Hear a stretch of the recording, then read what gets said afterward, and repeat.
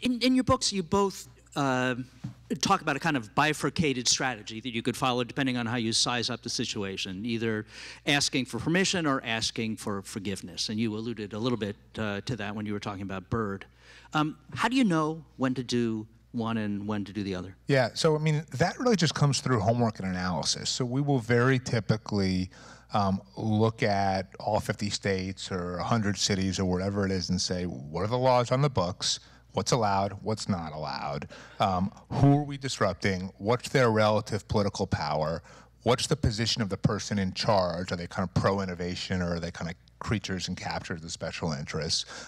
And if we decide that we can't do it legally, and what's the penalty for it, right? So, you know, there are times where it's like the screwer gets confiscated, no big deal. If it's like 7 to 10 years in a medium security penitentiary, different story, right? And so we really look at all of this and figure out, here's where we fight, here's where we kind of go in the front door and ask for permission, and sometimes a hybrid of both, but you really have to do that homework, because if you don't, like, yeah, it's in a lot of these startups, you know, it's something confiscated or someone can't host an Airbnb, but like in the crypto world, people are going to jail. The simplest example I gave in the book is it's one thing when Uber was dealing with impoundment of cars and fines, and that's a monetary cost. It's something else when 23andMe gets a cease and desist letter from the FDA that says you will literally be out of business if you do not stop doing this, and people may go to jail, right?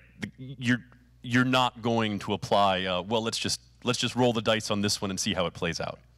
And for me, this permission or no permission, if you're a startup with a set of venture capitalists who are not intimately familiar with the regulatory regimes, you need, if it were me, written permission for each one of these steps. Because when the stuff hits the fan, the last thing you want to do is be the CEO when the VCs are going, oh, I didn't know that. Oh, you're the ex-CEO. So I would make sure that every time you're about to make a move, you have like an email trail that, you know, here was the decision of the board, and like I gave them what the moves are.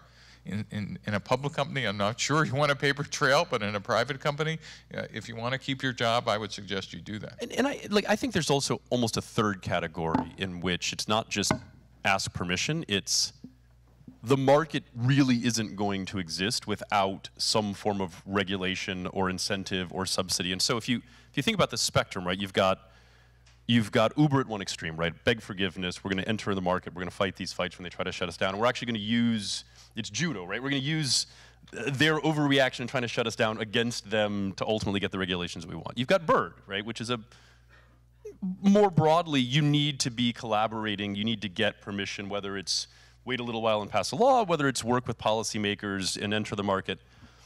Then you've got autonomous vehicles, and like fundamentally you're not going to see broad-scale commercial deployment of autonomous vehicles until people understand who pays when someone dies, right? And you ultimately, whether it's state by state, whether it ends up being federal, whatever it is, you're going to need to see a whole regulatory liability regime emerge around that, and so you almost have to have regulation emerge at the same time as the technology matures for this massive change to actually occur in the economy. Yeah, interesting. All right. How do you, I mean, one of the obstacles that every startup faces is how they raise money. It's a difficult challenge in any market. It's much more complex in a regulated market. So, I mean, what are the tips? What are the things you need to remember when doing that? Evan, first? Yeah, look, I think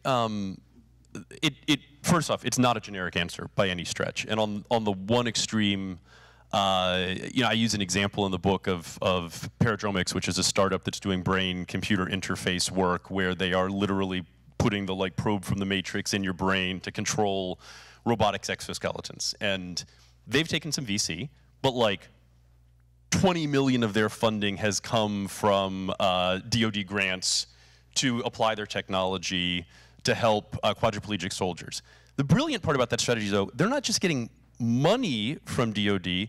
In fact, DoD has a much greater ability to get FDA waivers to actually do human trials faster than you do if you're trying to do it independently, right? So you have that extreme. You have other versions where you're going to all the same VCs you would otherwise, and And you just have to be really clear to set expectations that there's going to be, to your point, here's the risks we're dealing with, here's the strategies we're going to employ, we're going to test, we're going to experiment. And then I think there's in-between zones, right? So if you're trying to go super deep in health, there are absolutely healthcare specializing VCs who understand those risks, not even biotech, just digital health, who understand those risks much better than a typical, consumer VC.